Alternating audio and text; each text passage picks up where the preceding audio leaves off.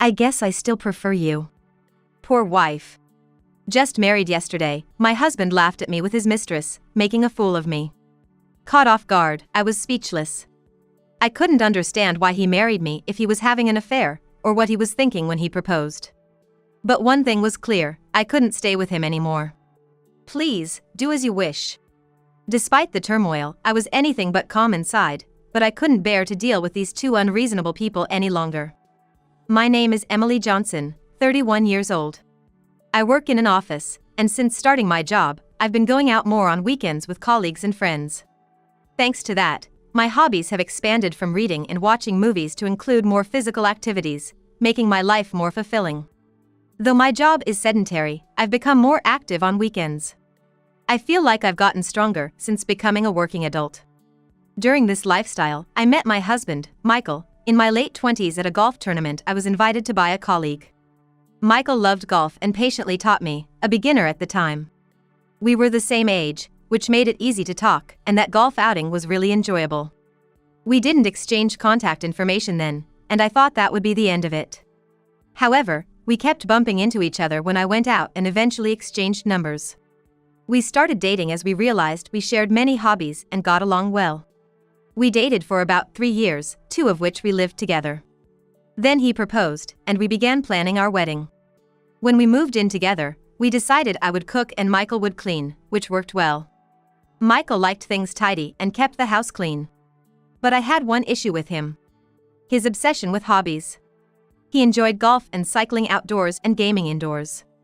He also meticulously maintained his golf clubs and cycling gear.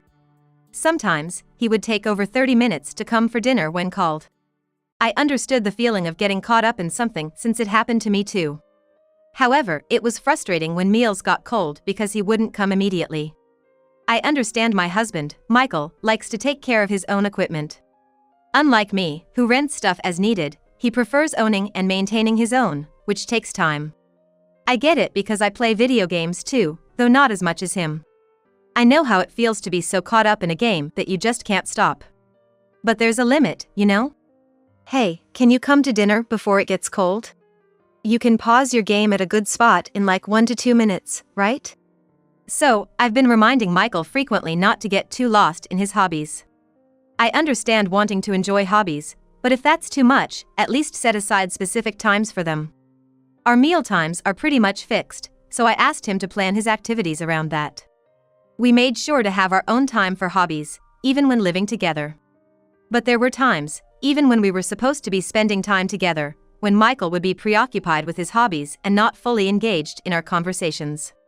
After it happened dozens of times, I reached my breaking point. Sorry, I just got too carried away, Michael would say, showing remorse, but he never really changed. He seemed to feel bad about it, always apologizing after I pointed it out. Sorry for always having to remind you. Despite this behavior from Michael, my irritation towards him would deflate. There were times when I felt anxious about going through with the marriage, thinking it was just his old habits and hoping he would change.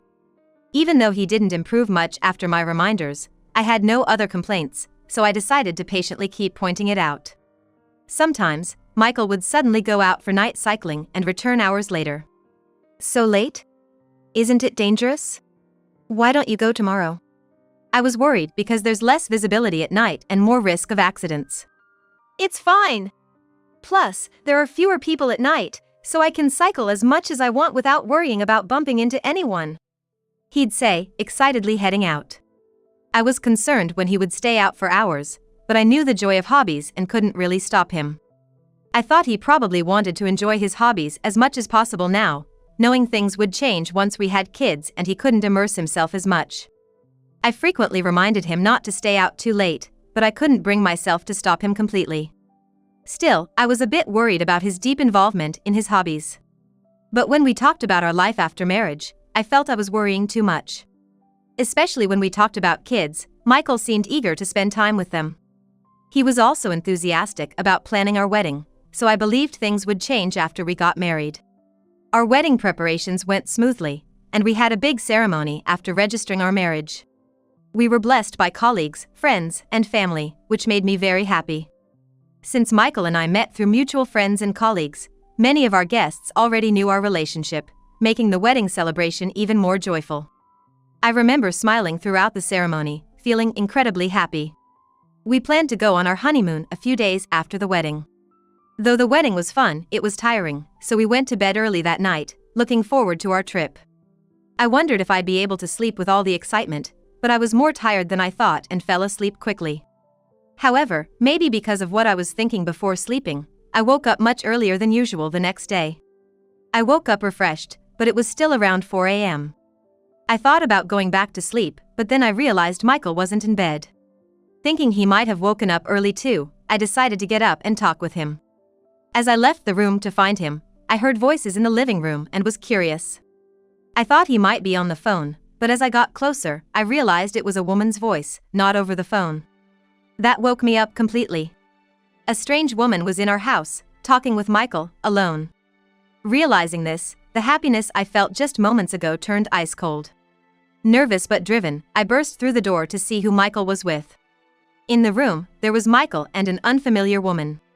Both fully dressed early in the morning, the woman with perfect makeup. She was quite beautiful and dressed in an elegant and feminine style. I was confused about why she was in our house, but had a bad feeling about it. "What's going on here?" I asked Michael coldly, surprised and confused. I had hoped it was just my overthinking, but my fears were quickly shattered. In response to my question, my husband Michael replied in a carefree, cheerful tone, saying something unbelievable. "I've decided to call off our marriage and marry her instead. I guess I still prefer my ex," he said, chuckling and putting his arm around the woman next to him. "Poor wife." The woman mocked me without any shame, chuckling as she looked down on me. "Huh?" I was dumbfounded. We had just gotten married yesterday, and here he was, saying such things. It took me a moment to grasp what he was saying, as it was so casually stated. As I began to comprehend his words, I doubted if this was the same man I had prepared for marriage with just yesterday. Stunned, I stared at Michael, who was behaving as usual. Looking at me, the woman, with a demeaning look, said, "Kind of feel sorry for the wife. But then, a wife who doesn't notice anything is questionable too." She then smugly started bragging about how close she and Michael were. According to her, she was Michael's ex-girlfriend, and they had reconnected by chance, leading to an affair that had been going on for a year. Indeed, that was around the time Michael suddenly started going on night cycling trips. His actions now made sense in retrospect, but at the time, I had only thought he was getting more into his hobbies. The idea that he was cheating was completely unexpected.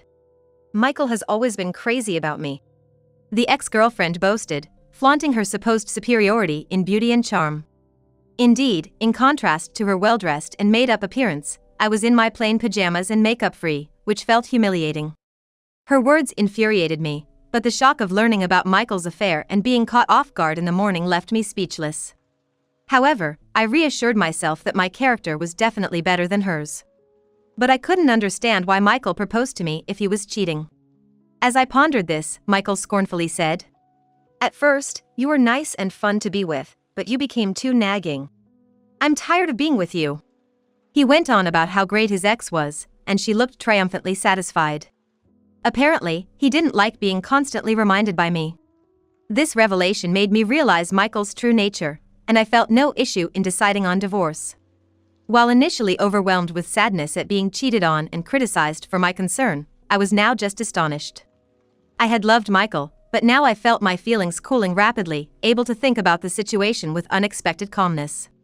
While I couldn't forgive him, I was relieved that there were no children involved between us.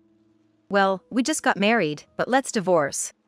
I'll need to explain the reasons to our acquaintances," I said calmly, thinking about what lay ahead. I felt a bit guilty about divorcing so soon after our wedding, celebrated by so many.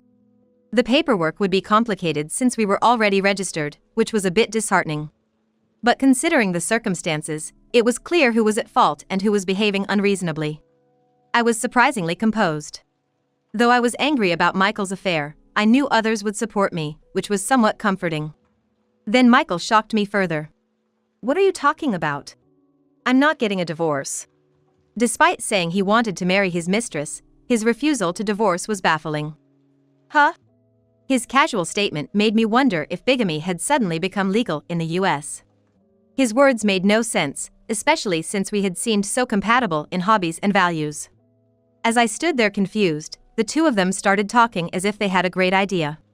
Michael, seemingly wanting to hide his affair, smugly suggested filing a missing person report. You know, even if we don't file for divorce, it'll automatically happen after 3 years. You'll get sympathy and concern from everyone around you, and I can marry her without any trouble. It's perfect for both of us, right? He was threatening me, suggesting I play the role of a pitiful woman abandoned right after marriage. Moreover, his win-win was clearly a loss for me. He seemed oblivious to the fact that he was asking me to waste 3 years for his sake. It's bad optics to divorce so soon after getting married, right? The ex-girlfriend said, smugly agreeing with Michael, thinking she was being considerate. I felt like I was looking at two aliens with their bizarre logic. Leaving me dumbstruck, the two of them, satisfied with their plan, hurriedly got up to leave the house. Then go ahead and file a missing person report. Disgusted with their reasoning and realizing it was pointless to talk further, I, exhausted from the morning's events, sighed and said, "Please, do whatever you want." When I said that, they seemed to think I had accepted their proposal and happily left the house together. After they left the house, I was initially stunned by the rapid turn of events, but I knew I couldn't afford to be lost in thought. I had to focus on what lay ahead. Regaining my composure, I quickly started making plans for the future. Then, suddenly, I heard, "Hey, what are you doing? I know you're there. Open up." 3 days later, my husband Michael, who had run away on a whim, stormed back into the house. In a frenzy and clearly not in his right mind, he was accompanied by his ex-girlfriend, who seemed quite confused. "What brings you here, the man who cheated and left?" Anticipating Michael might return, I remained calm and did not open the door, responding through it instead. Annoyed by my response, Michael yelled, "Don't mess with me! You haven't sold my stuff, have you?" In fact, after he left, I had gathered all of Michael's belongings, intending to sell them as compensation for his infidelity and disturbance. If he had no intention of returning, I figured it wouldn't be a problem to sell them. I had taken photos of his packed items and emailed him about my intention to sell them. These were items he had treasured, so it was a bit of retaliation for his thoughtless actions. I thought he might not notice since he was planning to go missing, but he quickly responded in a panic, which I ignored. Despite his subsequent emails pleading not to sell, throw away, or asking to have them sent, I felt no obligation to heed the words of a cheating husband. That's why he came to the house in such a frenzy today. Realizing I had no intention of opening the door, Michael, who apparently had a key, entered the house on his own, pushed past me, and immediately began checking and moving out his belongings. "Good, everything's here." Relieved to see his gaming console, golf equipment, and mountain bike all intact, Michael was visibly pleased. Some items were quite expensive, worth thousands of dollars, so his joy at finding them all was evident. I was dismayed that he prioritized possessions over everything else, even though he had talked about disappearing. Watching Michael frantically check his belongings, I felt an additional chill toward him. "Did you really come back just for these things?" I thought, not the only one feeling this way, as the ex-girlfriend looked at him with a cold gaze. She had not expected Michael to prioritize his belongings over their future together. Although Michael told her to help, she just stood there, stunned. Then, voices at the open front door caught my attention. "Good morning, Emily. We came to help." "Good morning. Is everything okay? Why is the door wide open?" My in-laws had planned to visit today, but Michael and his ex-girlfriend, unaware of this, panicked and tried to hide, but it was too late. Before they could hide, my in-laws entered the house. Seeing my husband Michael, who wasn't supposed to be there, they exclaimed in surprise. "You! What are you doing here? Do you realize what you've done to Emily? You've caused trouble for everyone." I had already informed my family and friends that Michael had cheated and run away. I also reported that he said to file a missing person report. Initially skeptical, my in-laws began to believe it when they couldn't get in touch with their son and learned about his affair. My parents had come yesterday to help with moving preparations, and today it was my in-laws' turn. I had told them I didn't want to live in a house that reminded me of my cheating husband, and they, apologizing for their son's behavior, kindly offered to help. I had always had a good relationship with my in-laws. I often stayed at their house, joining them for their health walks, cooking with my mother-in-law, and playing board games, which was my father-in-law's hobby. They were delighted when Michael and I first visited to announce our marriage. Once, while spending time with them, my mother-in-law let slip why they were so happy about our marriage. It was because of Michael's ex-girlfriend, who had previously been a topic of marriage discussion. She was overly possessive, often storming in on Michael regardless of time or place. Additionally, she was rude to my in-laws, speaking to them disrespectfully. Her bad behavior led my in-laws to oppose the marriage, but it only made the two of them more stubborn about it. So, they were trying to go against my in-laws' wishes and get married. But the ex-girlfriend had been overly clingy to Michael from the start, making it uncomfortable for him at work, and eventually, he had to change jobs because of her, leading to their breakup. As I listened to my mother-in-law speaking about the ex-girlfriend and her outrageous behavior, I couldn't say much more than nod in agreement. That's why we were so happy when Emily became our daughter-in-law. Thank you so much, she said sincerely, making me realize how much they must have struggled at the time. Having already heard this from her, when Michael ran off with his ex, I knew he was too simple-minded for me to handle, which made it easy for me to decide on the divorce. My in-laws, who had been so happy about our marriage, were understandably furious with their son's disgraceful behavior. Upon finding Michael in the house, they immediately began scolding their irresponsible son. And he, intimidated by their presence, meekly sat down on the floor. Meanwhile, the ex-girlfriend, seeming to have had enough of Michael, tried to sneak out of the house with a pale face. "Where do you think you're going?" I called out loudly as she attempted to escape alone. "This has nothing to do with me. I'm returning Michael to you," she said in a fluster, trying to leave, but my in-laws caught her and began scolding her alongside Michael. After my in-laws thoroughly reprimanded them, I declared that they would both have to compensate for the affair. I'll be expecting a substantial amount in damages for the affair. Though I was too shocked to say anything when they eloped, I wanted them to fully atone for what they had done. Additionally, my anger towards my husband's attitude and his affair had only grown over these 3 days. I was determined not to be lenient with him anymore. To fulfill this, I stood imposingly before the two of them with a cold voice and announced my demand for alimony. At the word alimony, they seemed quite surprised, as if they hadn't expected it. "What? Alimony?" Their shock, as if they had never considered it, only fueled my anger further. And when I mentioned the going rate for alimony, they panicked and began to say they couldn't pay. "We don't have that kind of money, and there's no need to pay."